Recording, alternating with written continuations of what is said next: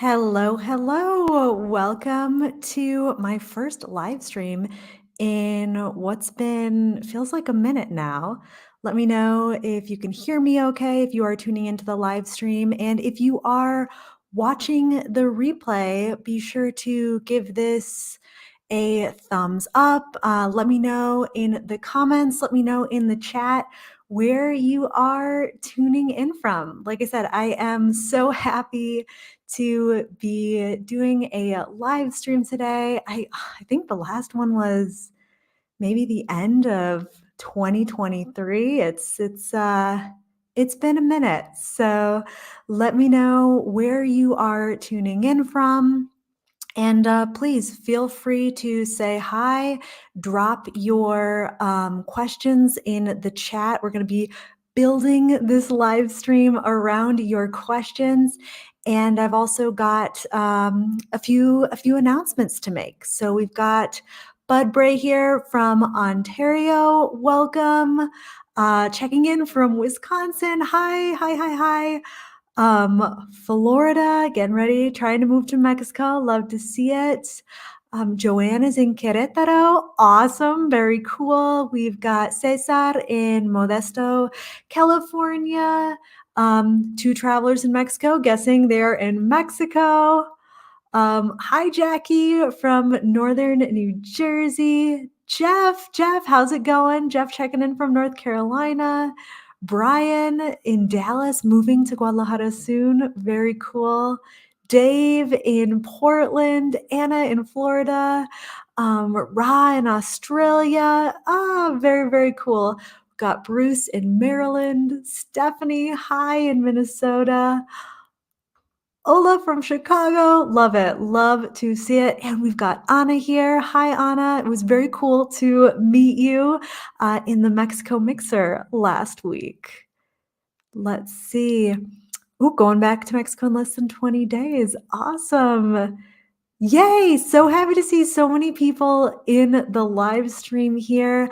I asked on my last video, or actually I asked to my email list when I sent out the reminder about this live stream, asked my email list to comment on my most recent video, the What Not to Do in Mexico video, and to share their questions there for the live stream. So I've got a bunch of those copied down here that I'll be sure to get to.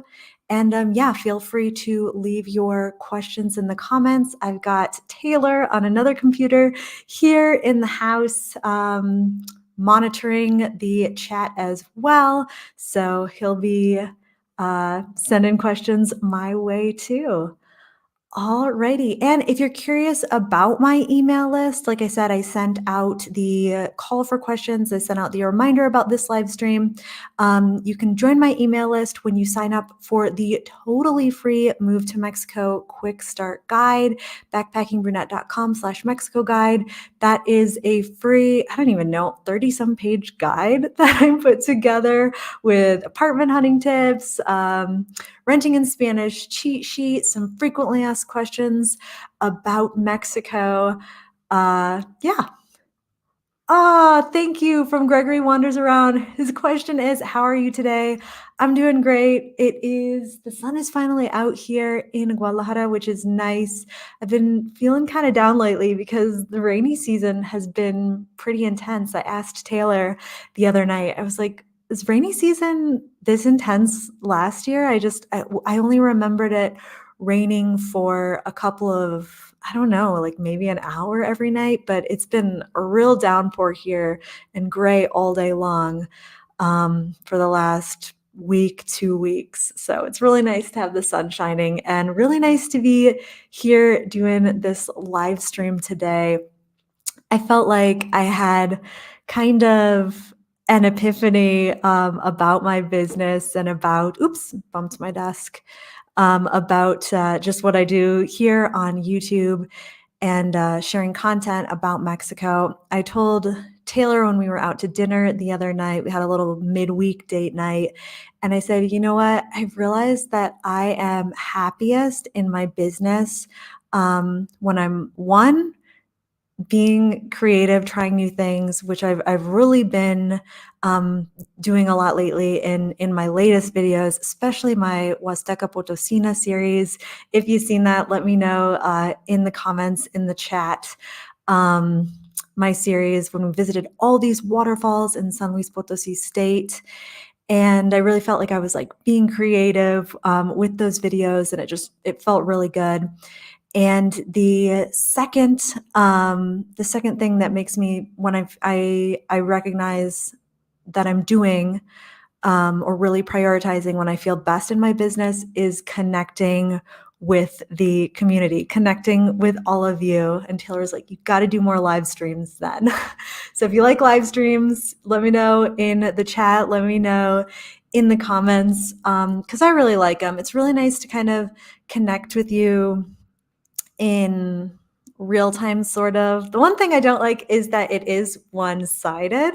So just seeing your comments in the chat, there is connection there, but that's why I love the Mexico mixers that I do. And those are via Zoom, so I get to see people face to face, which is really, really awesome.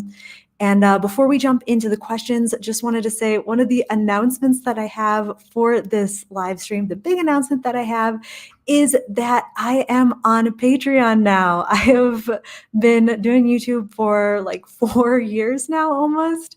And I will get asked if I'm on Patreon. People want to know how they can support me, which is just so lovely, so awesome. And I am finally on Patreon. Got some exclusive content up over there. If you're familiar with Patreon, it's a way to support creators so they can keep creating the content that they love, that you love.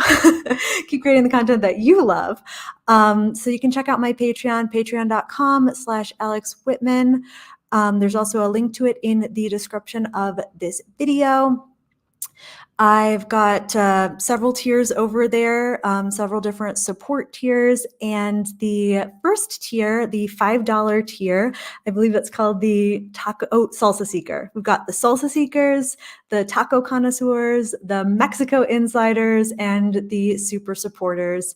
And the Salsa Seekers, which are the $5 tier, you can get access to. I'm doing a monthly video podcast, sat down with Taylor actually, and we recorded a video podcast all about cost of living in Guadalajara, which I get a lot of questions about. So that is over on the Patreon page at the $5 tier if you want to check that out. And then the Mexico mixers, which are a chance for you to connect with me. Let's have some face-to-face. Let's connect with other people in our community via Zoom. Those are at the $15 tier, and the next mixer is July 15th. So you can check out more about the Patreon tiers. If you've got any questions, let me know in the comments, in the chat. Happy to answer. Like I said, as soon as you sign up for Patreon, you'll have access to that video podcast. Actually, there's a bunch of stuff that you'll have access to depending on the tier that you sign up for. So definitely check that out. Alrighty, let's jump into it. Let's get into the Q&As. So glad that you are all here today. I'm gonna check out the comments and see where we're at. Okay. Chris, thank you so much. That means so much to me. Alrighty. I am checking for comments. If you prefer to do, because Patreon is a way to support me monthly, but if you prefer to do a one-off donation, you can always do a super chat here during the live stream, and I will definitely see your question, because I'm like sorting through the questions now. There are a lot over here. So let's start with this one. What is a normal day like for you? I want to get out of the tourist mindset to the reality of actually living in Mexico. Love it. I actually have a video on my channel did this back when we were still living in Queretaro, and it is called the How to Feel at Home Fast in Mexico. And one thing that I love that I suggest in that video that I still do here in Guadalajara is I like to start my day with a walk. I kind of have like my regular loop now here in Guadalajara that I like to do. Taylor and I actually just went out and did that this morning. But, I suggest in that video kind of picking a new direction that you go in from, your home, your apartment, your Airbnb every single day and just walking. I think another way to kind of get in the mindset of actually living somewhere is becoming a regular places. So, find a cafe that you like and frequent it, become a regular. That is, a couple things that I really like to do to start off the day, to take advantage of living in Mexico and just to get to know my neighborhood better. Let's see. Any water issues where you are now? CDMX is getting critical. Yep, and no water issues where I am in Guadalajara, fortunately. Like I said, like I said, though, the rainy season is here and fountains are finally back on in the city. So it's nice to see that. Alrighty, I'm applying for temporary residency. Which locale is quickest for Conque? Not sure where I'll end up living. Want to explore. Looking at Playa del Carmen, Chapala, Puerto Vallarta. I only have 2 weeks. Will fly into Cancun. I would say, Dave, that Cancun, unless somebody else here in the comments has had, or in the chat has had an experience recently in Cancun, please share. But I've heard that immigration is kind of slow. Here in Chapala, I think that you would be better off coming to Guadalajara, because if you go to Chapala, all of those residency cards, they're sent away to the Guadalajara INM. They're not printed in Chapala, so you have to end up waiting a week at least for the card to get printed. So I would just come to Guadalajara and do that.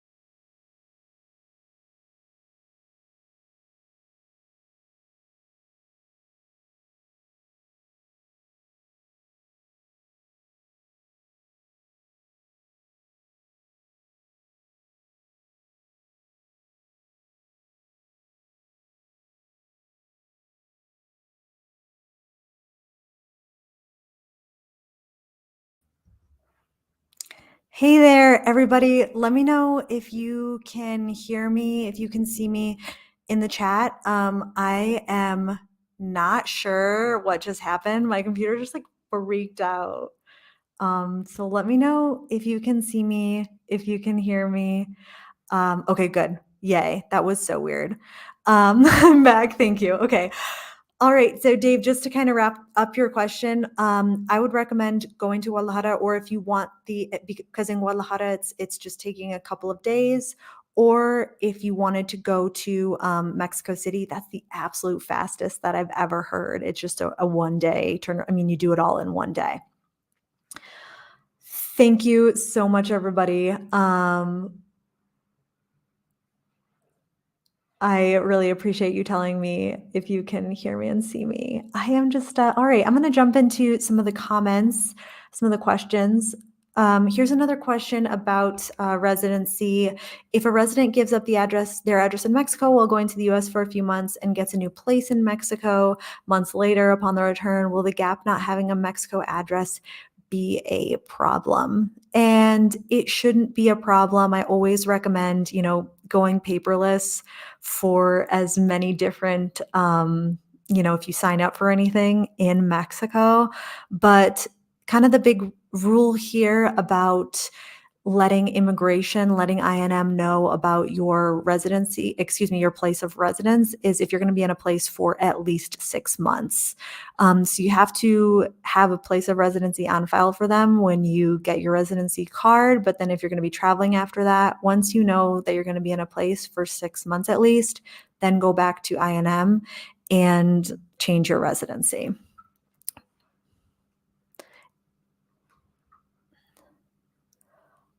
It sounds like Stephanie received her residency in one day in San Miguel de Allende. Alexi says it's still one day in Querétaro. That's so great. Where do I make an appointment in order to start the process to get my temporary residency? You need to make your appointment at the consulate where you plan on doing the interview. So the consulates are those are the Mexican consulates in your home country. So for example, I started the residency process in the US at the Mexican consulate in Detroit.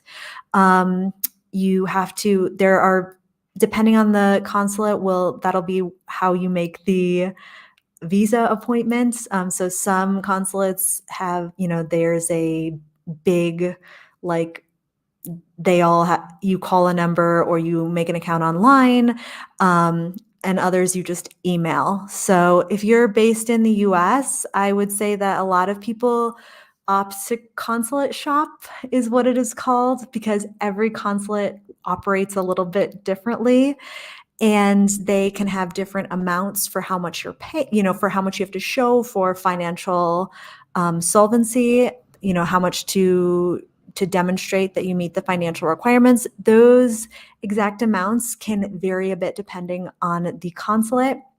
So people will consulate shop. Some consulates are like notoriously more hard to work with than others. I would say some kind of like popular consulates, which is funny, but some popular consulates that people are willing to travel to because they're just so easy to work with and have lower financial requirements are McAllen, Texas.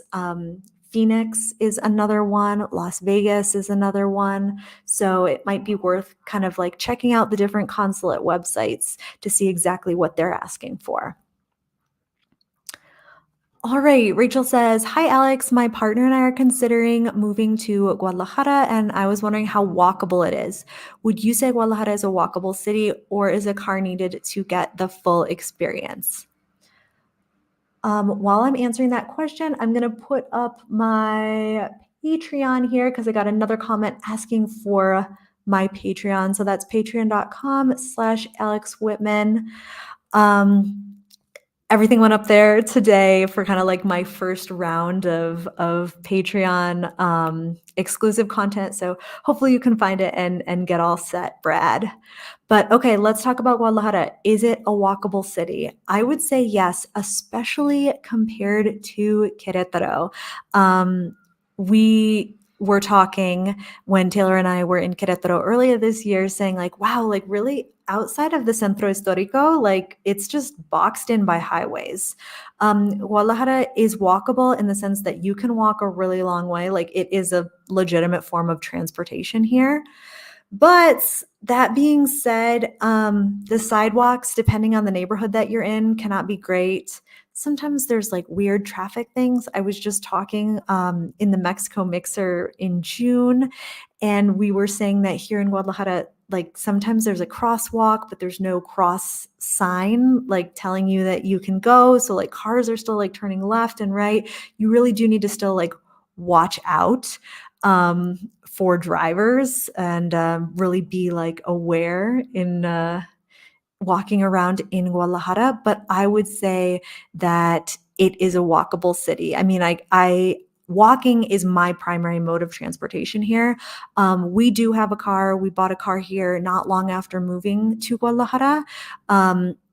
And we really like having that and feel like we can explore a lot more of the city. There's hiking out around the city, Taylor skateboards, I roller skate. And so we go to like different skate parks all around the city.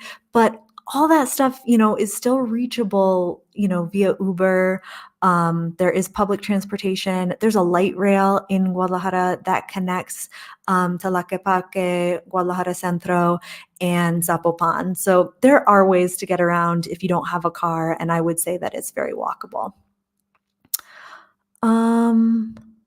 Let's see. Doot, doot, doot.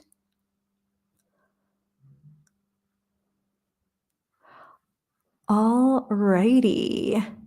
I'm gonna check over here, see what other questions we've got. All right. How much would you say a couple should have saved before moving to Guadalajara? This is a question that I got leading up to the live stream.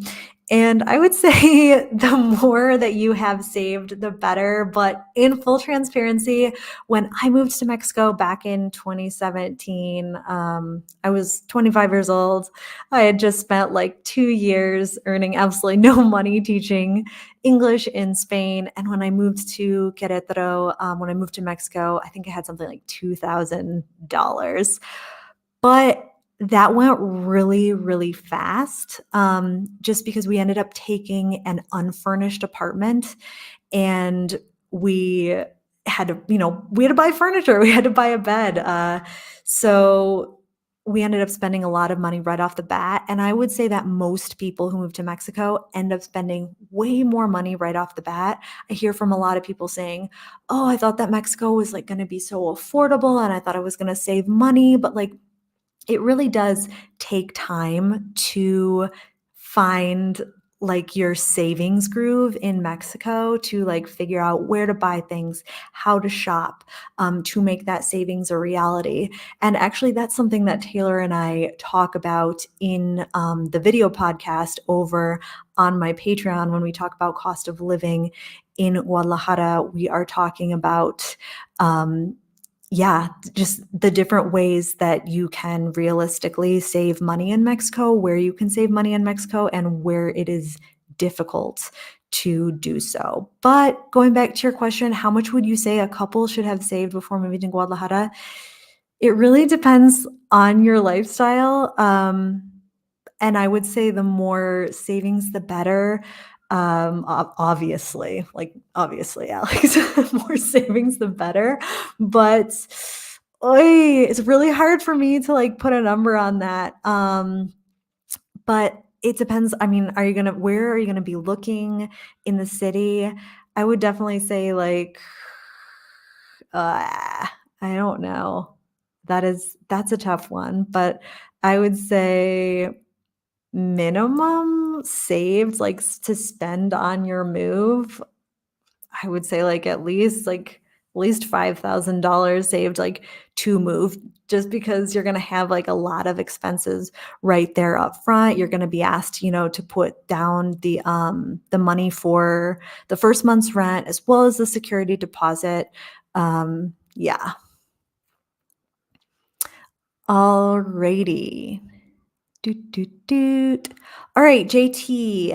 Hi, Alex. Hi, JT. Looking for apartments online in Querétaro Centro and not seeing much available at all. Any suggestions? That was 100% our experience back in 2017, and I am not surprised to hear that things have changed. I've shared this story before, but we actually found our apartment in Querétaro when we struck up a conversation with a bartender. Um, Told him, he asked us how our day was going. We said that it was not going well. We were having a really hard time finding a place to live. And he was like, oh, I think I might know somebody.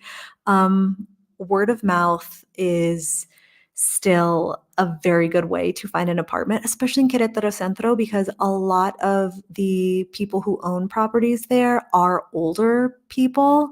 And they're like not listing stuff online. So I would say, yeah, to like hit the pavement, to make as many connections as you can, because you're probably going to find something word of mouth. I would also say to look in newspapers. To look in the newspapers, like in the classified section. That's how we saw a few different properties in Querétaro. Another thing that you could do is reach out to some of the listings that you are seeing online and ask them if they have any other properties for rent or if they know of anything like around Centro.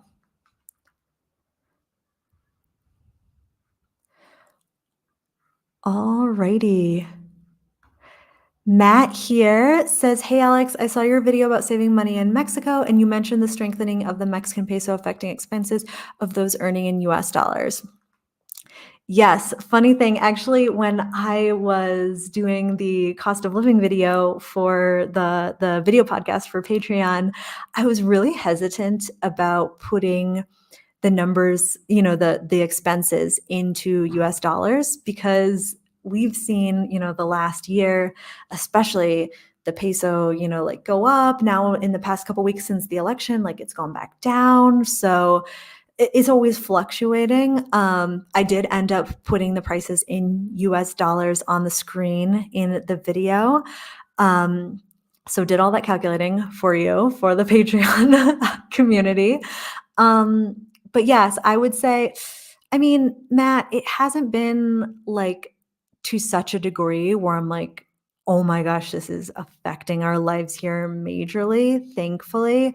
But the strong peso was definitely a factor, but we've just seen, like I said, even since the election, the peso kind of like go back down a little bit. I guess all of this being said, like I said in that video, Matt, living in Mexico it's no longer, and I don't think it'll ever be like the the sweet economic deal that it was 5 years ago, 10 years ago. Like the peso isn't gonna, and I don't want it to, because I mean, my home is in Mexico. Like I want the Mexican economy to do great. Um, so that's a trade-off like I'm willing to make. But yeah, it's we're never going to see it at the levels that it was before. So important if you're moving to Mexico to try to have, other reasons why you want to live here. And to have your why be something, beyond the financial motivations, I think. Um All right. Could you please discuss the procedures requirements for switching from temporary to permanent residency?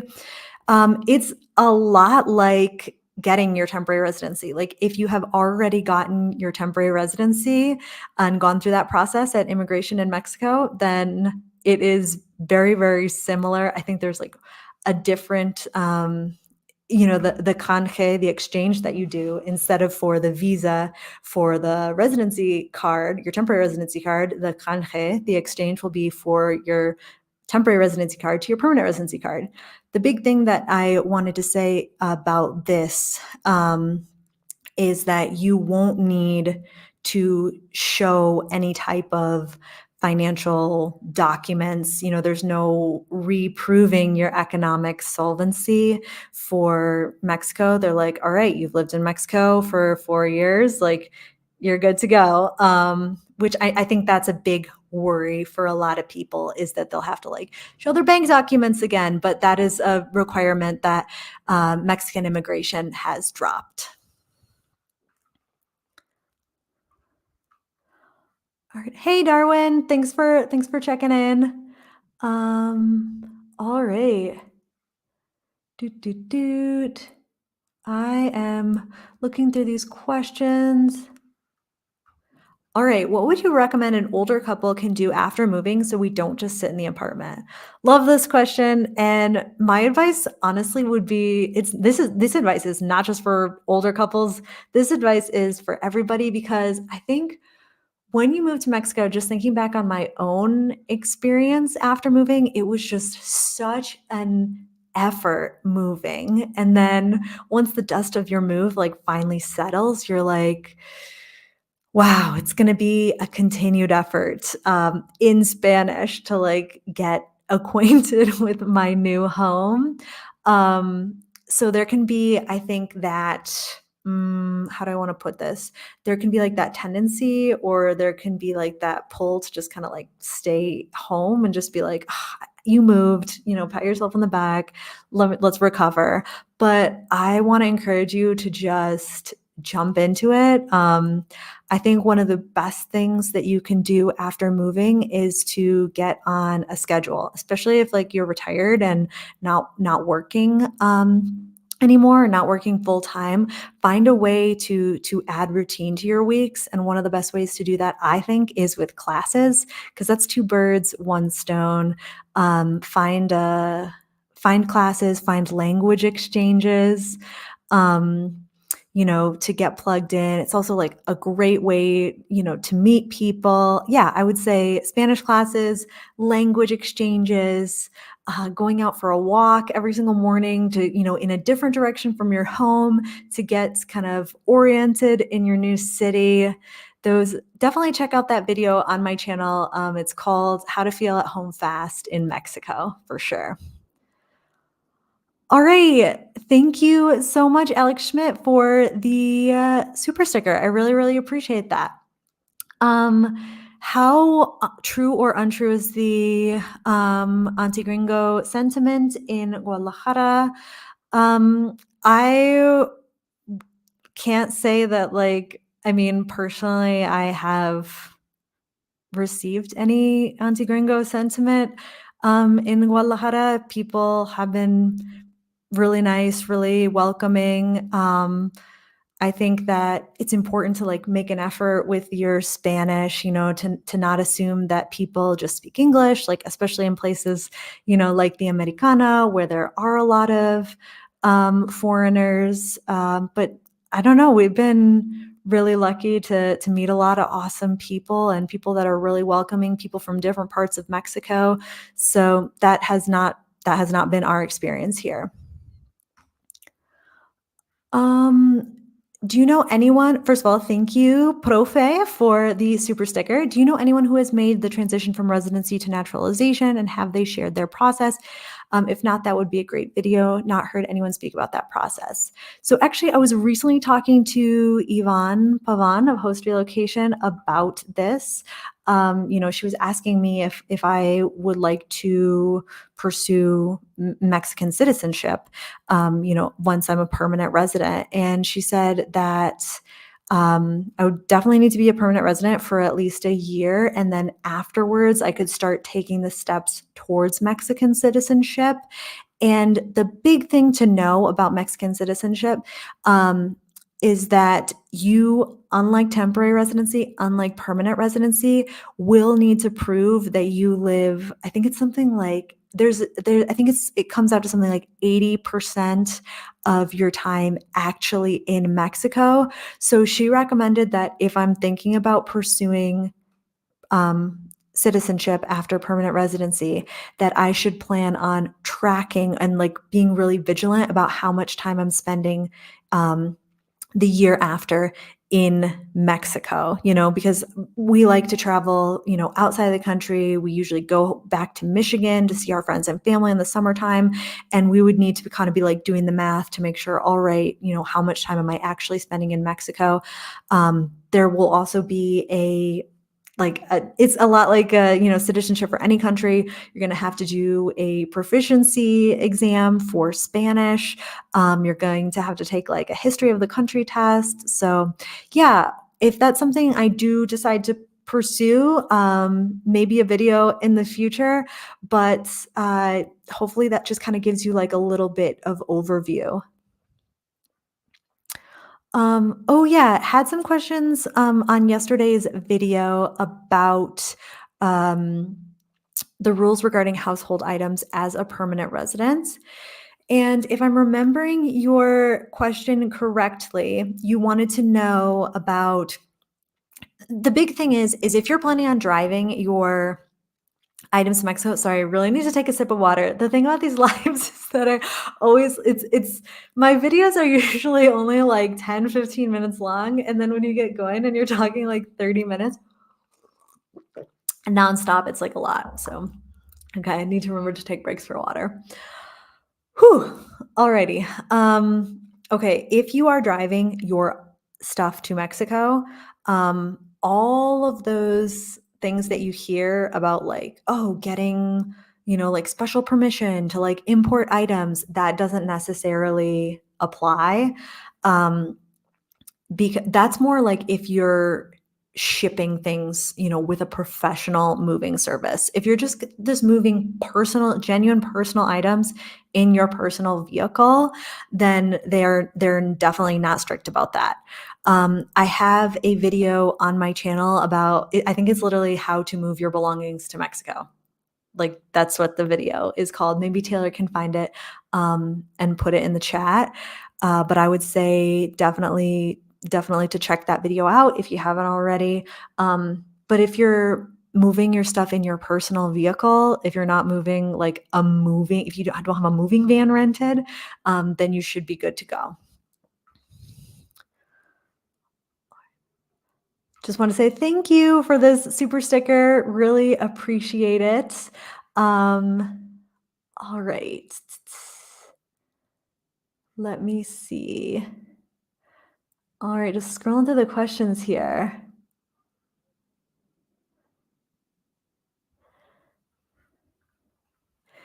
All right, Nicolas asks, hey Alex, do you have a relocation service to recommend if moving to Guadalajara? Also pros and cons of Querétaro versus Guadalajara to live. Thanks. All right. Whew, this question is a doozy. First of all, I would say relocation service in Guadalajara. Host Relocation does have a representative in Guadalajara. Host Relocation, I've done a couple videos with the founder, Yvonne Pavan. Like I said, they have some different associates in different cities in the country, and Guadalajara is one of them. So their website is in the description of this video, hostrelocation.com.mx. So you could check that out. Also, for pros and cons of Querétaro versus Guadalajara, I really do think that I'm going to film a video about this. Like, I'm going to do it because I get asked this question a lot. I kind of hate to do it because it does, in some ways, it feels like apples and oranges. But now that we've been in Guadalajara for like almost 2 years, I really do think that I'm ready to make this video. And last time we were in Querétaro, I just like did kind of find myself naturally like comparing the two cities. It's hard not to. So I would say the pros and cons of Querétaro and Guadalajara to live. I mean, Guadalajara is a city. It is it is a city. It is a big city. If you're a city person, if you like lots of restaurants, lots of bars, nightlife, if you want public transportation, like I said earlier, we have the light rail connecting Zapopan, Guadalajara Centro, and Tlaquepaque. I mean, the Guadalajara metropolitan area is like, I mean, there's a bunch of cities like squished in there. Like, this is like a city and then some. Whereas Querétaro is growing really fast. It's changed so much since we first moved back there in 2017. But I really felt like when we were living there, we were living like all our life like in the Centro Histórico. And then outside of that was just kind of like, there were just sort of suburbs. So it's coming into its own as like a city. I'm sure 5 years from now, 10 years from now, like it'll be totally different. But I would say like kind of like quieter life in Querétaro, and then in Guadalajara, like city life. So that could be like a pro or a con depending on who you are.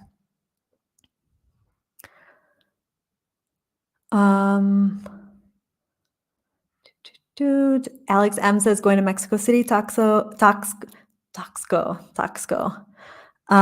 Cuernavaca and Acapulco in September. Awesome. Very cool. Very excited for you. I have not been to Taxco, obviously, based on that pronunciation probably, or Cuernavaca, but I would really, really like to go. Taylor posted in the chat the video about how to move my belongings to Mexico. I would definitely say to check that out.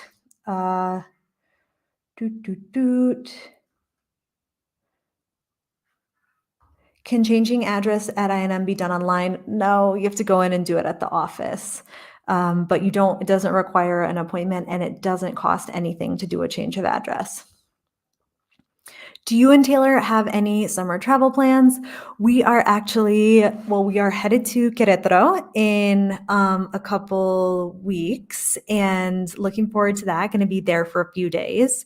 And that's when I think I might film my comparison video of Guadalajara and Queretaro. But I'm going to go to Queretaro, and then we are headed to Michigan to see some friends and family. We usually always make a trip back there in the summer, so looking forward to that. What was your take on Chapala, Ajijic when you visited? I think that it is an awesome option for people who want to live like in a town, because of the proximity to the Guadalajara airport. I mean, it is like 30 minutes from the airport. It is so close. There's always also a really established community of foreigners there. So if you're looking for a place where you can just literally just like show up and like have a social life around you, like I think that would be a really good place. I was also kind of just surprised, like especially in Ajijic, of like how often like like how much English was spoken, like that it was kind of just like the go-to. I feel like normally in Mexico, my experience is like, you'll go into a place, you'll speak English or you'll speak Spanish. And then like, if the person like, is able to offer their services in English, like, they may be like, oh, I also speak English. But in Ajijic, there was no like, there was that was not part of the process. They were like just jumping right into English anytime they thought anyone who looked foreign like walked into the place. Actually, funny story here. When Taylor called to make a dinner reservation, they answered the phone in English, in Ajijic at a place called the Blue Rose. So I thought, I mean, that's wild. Like they just answered the phone in English.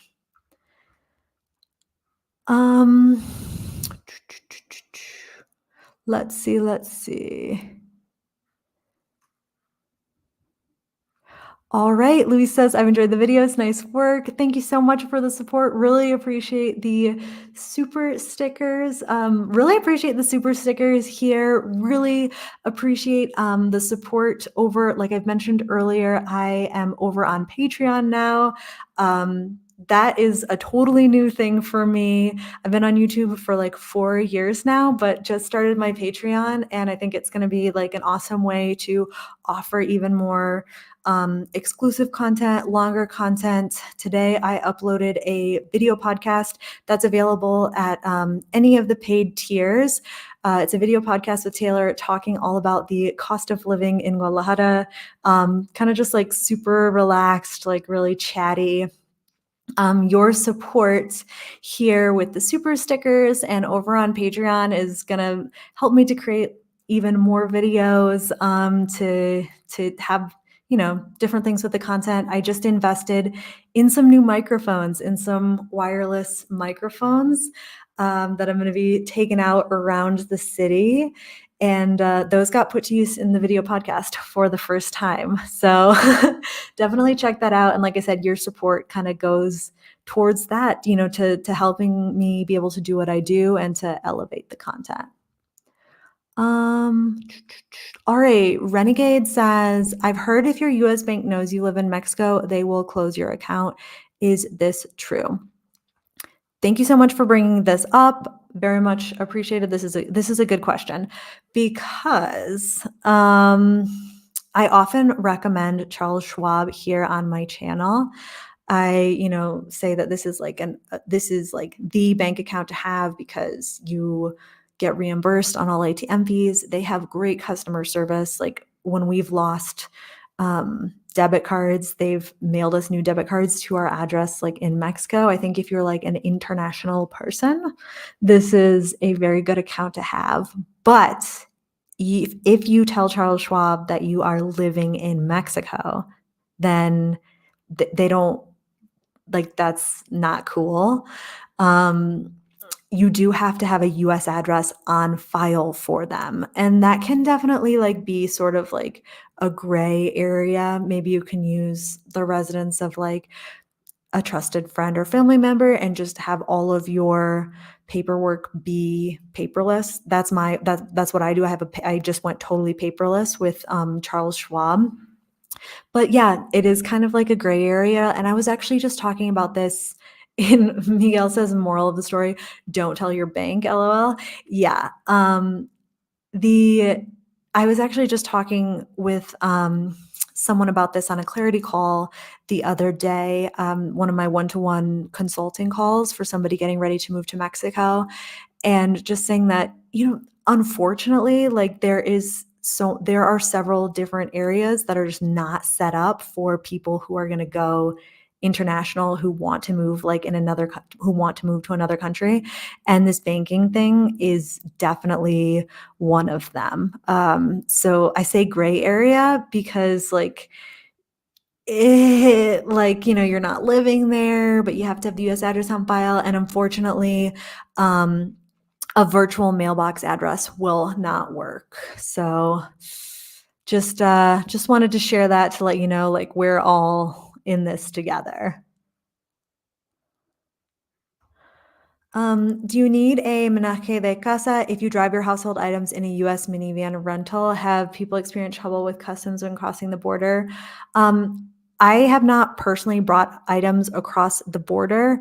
I haven't driven across the border, but the people that I have talked to, and there have been a lot of them that I've talked to, have said that, like, if it's a car, again, not like a professional moving van, but a personal vehicle, they have their items, they have an inventory printed out in English and in Spanish of just all the items that they have. And then people have recommended to me to pack all of the items in just like see-through tubs, just so because immigration can like have a look. And then but people, I've never talked to anybody that's like been stopped and like been asked to go through the inventory or anything like that.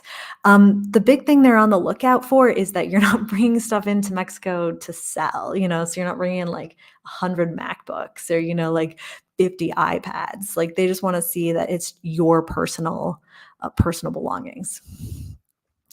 Thank you, Dave, for the super sticker. I really, really appreciate it. Wouldn't Charles Schwab kind of figure it out if you were living in Mexico when they see years of Mexican ATM withdrawals? I mean, I guess, not knock on wood, but I've been doing them for 7 years now. I guess I do make, I don't know, it's kind of like you make some in Mexico. What if you're just a super frequent traveler? You travel a lot for work. Oh, it looks like Michael says that Schwab figured it out for him and made a change to an international account. So I don't know, Michael, maybe if you could share more about the international account in the chat. I think that Renegade would definitely appreciate that. All right, Jeff asks, would I have to pay Mexican taxes working online in Mexico?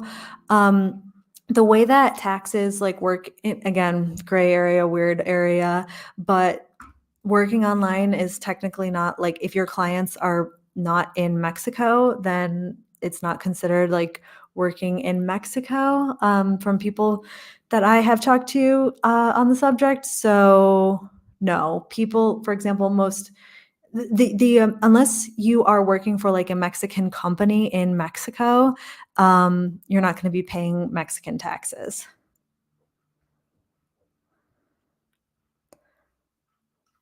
Thank you so much. Really appreciate it. Really appreciate it, Dave.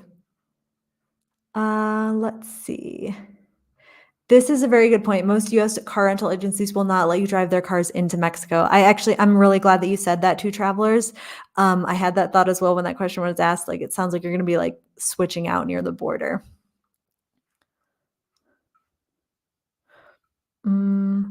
I work from home, but my employer only allows working in the U.S. outside of New York. Could a VPN be a solution? People in the comments, if we've got any other remote workers. I mean, again, Luis, this sounds like just a what you're comfortable with type of thing. I did an interview on my YouTube channel. I think this was 2 videos ago with Taylor talking about finding remote work. And he said that, his employers have all been cool with him like working in Mexico. That's not really like that hasn't been a deal breaker for anybody, and that he's been like honest about it. And people, as long as they knew that he had a steady internet connection. So there are options out there. Not saying you should like leave your job, because maybe you have an awesome job that you love, but for anyone else, I mean, there are other remote work opportunities, and I would definitely recommend checking out that video that I did with Taylor. We talked about a lot of remote work things in that video. But I mean, a VPN, for anyone who doesn't know, like a VPN changes your computer location. So unless you are working on Taylor says a VPN might be a solution if you're visiting for a few days, but living here is another story and could be risky, IMO. So, all right, heard it here.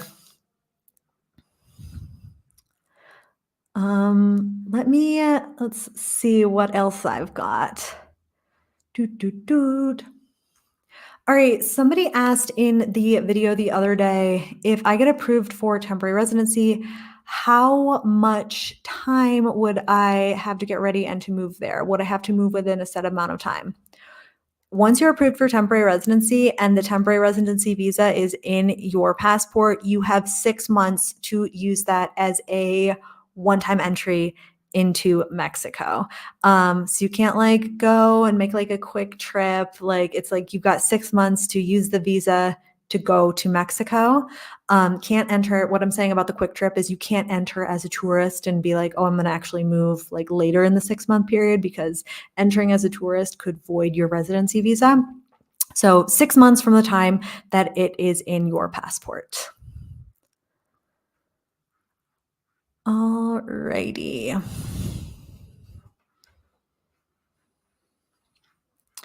Somebody asked, what is the best way to rent an apartment at local prices? And would I need a resident visa to rent one and to set up utilities, or can I do that on a tourist visa? The best way to rent an apartment at local prices is to talk to people in the neighborhood, just to familiarize yourself with the city as much as possible. I think even looking online on a website like Inmuebles 24, is a good way to like get an idea of prices in a neighborhood. That's not to say that there aren't like crazy outliers. Sometimes, in a single neighborhood, like you'll have a place, that's for rent, like one place that's 20,000, another place that's 30,000 pesos.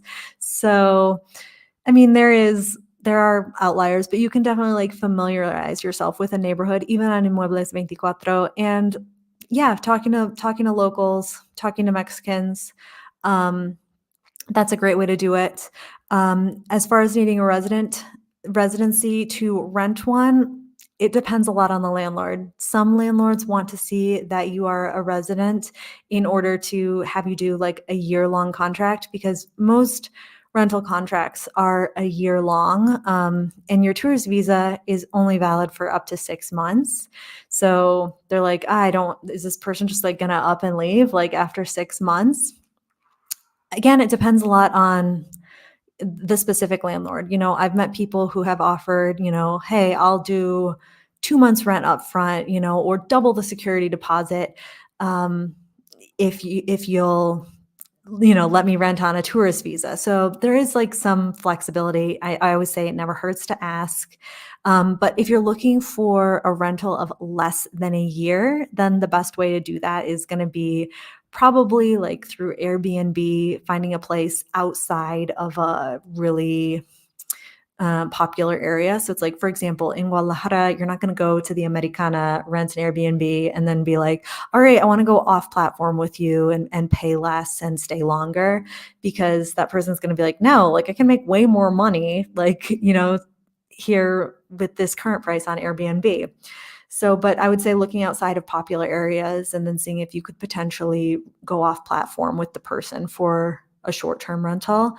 And as far as setting up utilities, if you are doing a year-long thing in Mexico, the utilities never change from the owner of the apartment. So like all our gas bill, our electric bill, like our water bill, all come in the name of the owner of the apartment. Like that doesn't change in Mexico. And for internet, you can set up your internet. Like you don't need to be a resident to do that. Thank you so much, Brad. I really, really appreciate it. Thank you so much for the super sticker. Let's see. Check in over here. Oh, Michael shared that the Schwab International account is a brokerage account that, unlike the U.S. accounts, they'll issue a debit card and checks for. They don't offer checking accounts outside of the U.S. Okay, so sharing that information about the Schwab International account. Very much appreciated, Michael. And Angela said, thank you for answering all my questions about renting apartments. Thank you for asking them. Alrighty. All right, JB asks, I have a car down there that broke down and it's junk now. What do I have to do to bring another car down?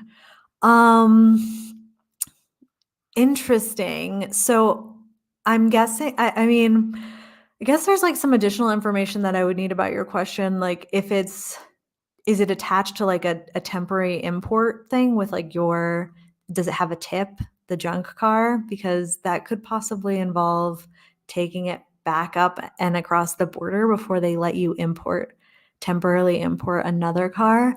If it's really junk and like cannot be taken out of Mexico, then I would suggest probably getting in touch with a facilitator for those next steps to like be able to skip taking the car back up across the border. Yeah, if it's attached to your residency, I would recommend, because if it's attached to your residency, like they're going to ask about that car the next time. So I would recommend getting in touch with a facilitator to help you navigate that. Alrighty, just want to make sure, let's see if I have any other questions over here. I did have a question from somebody asking about using pesos versus US dollars in Mexico. And I highly recommend always using pesos in Mexico, even if you're in a resort place where they're asking you like, or giving you the option to pay in dollars. I recommend paying in pesos. I also recommend tipping in pesos, tipping in dollars. I think that I don't know, sometimes people think like, oh, like I'm giving them $1, I'm giving them something of more value. But by the time they take it like to the exchange, like it's sort of just a hassle. Pesos are just easier for people. I mean, if you have the choice between tipping in dollars and tipping nothing, then I would say I guess tip in dollars. But I also wanted to say, as far as getting pesos in Mexico, I mean, that's one of the things that I love about Charles Schwab is that you can just go to the ATM. And I always just withdraw money from the ATM like I do, if I were in the US. I just go to the ATM, put my Charles Schwab card in, and withdraw pesos. I don't do currency exchanges, anything like that. And then when you're withdrawing money from the ATM in Mexico, always decline the conversion. That's different than declining the transaction. Declining the conversion throws the conversion back to your bank in your home country, and they're going to give you a better rate, and there won't be a markup like there is at the ATM in Mexico. So declining the conversion, not the transaction, withdrawing pesos, just like you would back in your home country. Yeah, lots of people in the comments. Any place that accepts dollars will probably absolutely gouge you on the exchange, screwing you on the conversion. Yeah, much better to just do it in pesos. Do it in pesos for sure. Yeah, I just wanted to quick again shout out my Patreon. Like I said earlier, that there's like a bunch of there's a bunch of content up there already on Patreon that you'll get access to once you are a paid member. There's a $5 Salsa Seeker tier, and you'll get access to the video podcast. It's a sit-down chat. If you like longer content, I think this is almost like a 40-minute video podcast with me and Taylor just kind of chatting it up about cost of living in Mexico, cost of living in Guadalajara in 2024. So if that is if you like that kind of chatty content, those video podcasts, that is going to be a monthly feature on the Patreon. Also, we've got the Taco Connoisseur tier, which has access to those monthly mixers via Zoom. And it also has, it's got a series that is called it's called A Few More Thoughts About. And it's kind of just like my takes that don't make it onto YouTube. So if there's content that, like there's extra stuff that I want to say about a destination or a topic. I've been doing this A Few More Thoughts About series, and I have one up on the Patreon about the Huasteca Potosina, talking about safety in the region, things that just didn't make it into the to the video series that went on YouTube.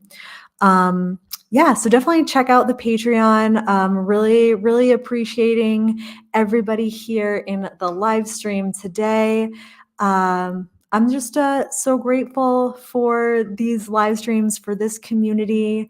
I'll give a chance here if anybody has some last minute questions that they want to send in.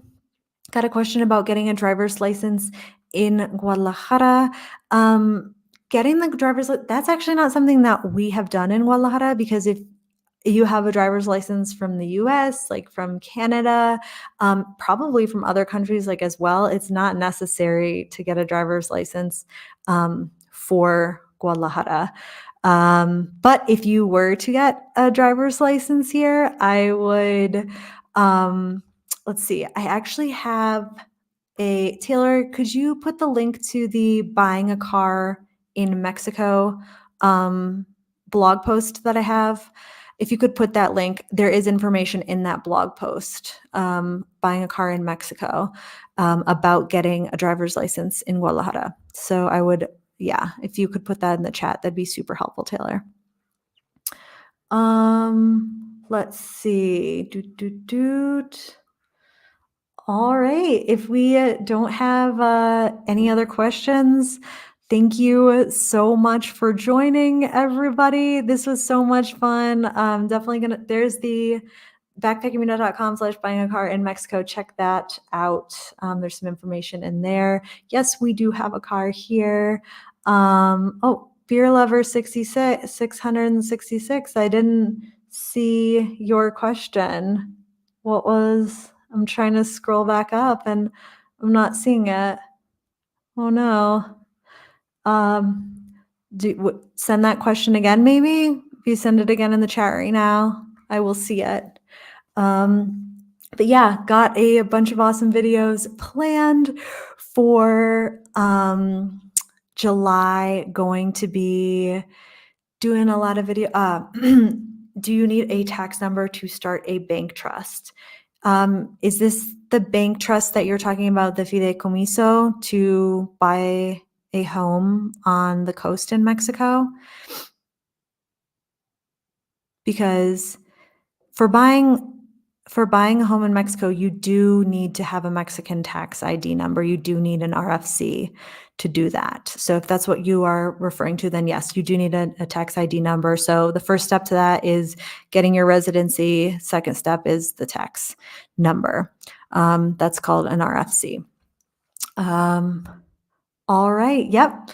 We will leave it there, everybody. Got lots of exciting content planned for July, and maybe see you back here. Like I said, I am happiest when I'm connecting with this community, which I'm really hoping to do more over on Patreon. So and there will also be live streams. I will always do, I will always have my content here on YouTube, but then Patreon is just if you are interested in a little extra something, a little behind the scenes, a little deeper dive. That is always an option. So we will leave it here, everybody. Thank you so much for joining the live stream, and I'll catch you in the next one. Take care, everybody. Bye bye.